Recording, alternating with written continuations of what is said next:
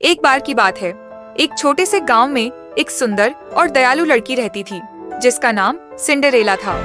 वह अपनी सौतेली माँ और दो सौतेली बहनों के साथ रहती थी। सिंड्रेला बहुत मासूम और नेक दिल थी, लेकिन उसकी सौतेली माँ और बहनें उससे बहुत बुरा व्यवहार करती थीं। सौतेली माँ हमेशा सिंड्रेला को घर के सारे काम करने के लिए मजबूर करती थी। कभी बर्तन धोना, कभी कपड़े धोना और कभी पूरे घर की सफाई करना।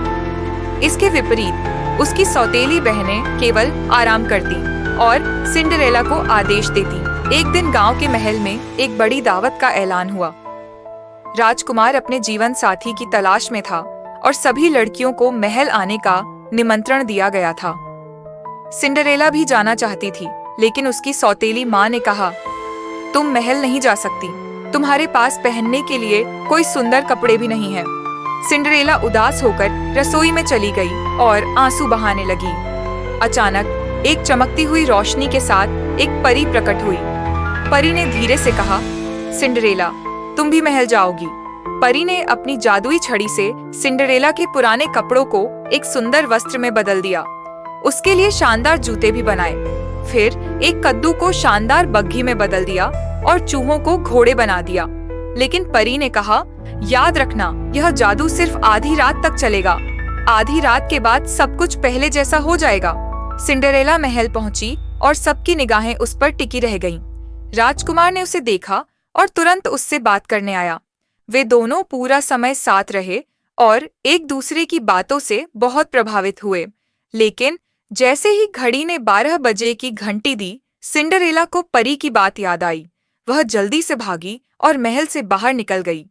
भागते हुए उसका एक जूता सीढ़ियों पर गिर गया, लेकिन वह नहीं रुकी।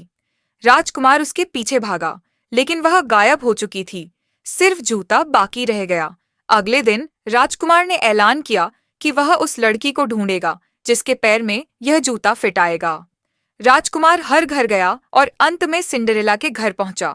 उसकी सौतेली बहनों ने जूता पहनने की कोशिश की, लेकिन वह फिट नहीं आया। आखिरकार सिंड्रेला को बुलाया गया। जैसे ही उसने जूता पहना, वह फिट आ गया। राजकुमार बहुत खुश हुआ और कहा, यही वह लड़की है जिसे मैं ढूंढ रहा था। सिंड्रेला और राजकुमार की शादी हो गई और वे खुशी खुशी रहने लगे। सिंड्रेला की अच्छाई और धैर्य ने उसे वह खुशियां दी जिनकी वह हकदार थी। कहानी का सबक: धैर्य और अच्छाई हमेशा सफलता की ओर मार्गदर्शन करते हैं। चाहे हालात जैसे भी हों, अगर इंसान अपने दिल में अच्छाई और ईमानदारी रखे, तो आखिरकार उसे उसकी मेहनत और अच्छाई का फल मिलता है।